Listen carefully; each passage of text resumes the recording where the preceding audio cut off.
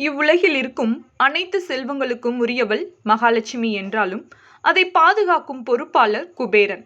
இந்த குபேரன் கடவுளுக்கே கடன் கொடுக்கும் அளவிற்கு செல்வந்தராக இருந்தார். இவரிடம் பெற்ற கடனை அடைக்கத்தான் திருப்பதியில் திருவேங்கடன் வீற்றிருக்கிறார் என்பது நமக்கு தெரியும். இவ்வளவு செல்வங்களுக்கு அதிபதியாக இவர் எப்படி பொறுப்பேற்றார்? இவர் ஒரு திருடன் என்பது உண்மையா பொய்யா? குபேரன் முன்னொரு காலத்தில் மாபெரும் திருடனாக இருந்திருக்கிறார். வறுமையினால் வேறு வழி இல்லாமல் திருட ஆரம்பித்த இவர் கோயில்களில் மட்டும் திருடுவதில்லை.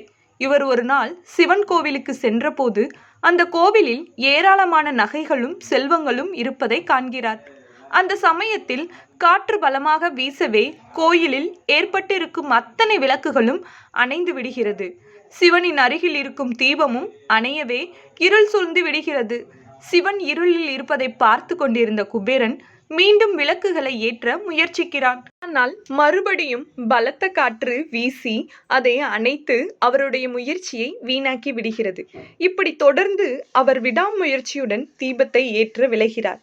இதை கண்ட ஈசன் மனம் மகிழ்ந்து அவருக்கு அருள் புரிகிறார்.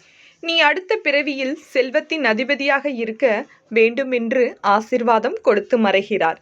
இறைவனுக்கு தெரியாமல் செய்யும் சிறு காரியம் கூட மிக பெரிய வரத்தை கொடுக்கும்.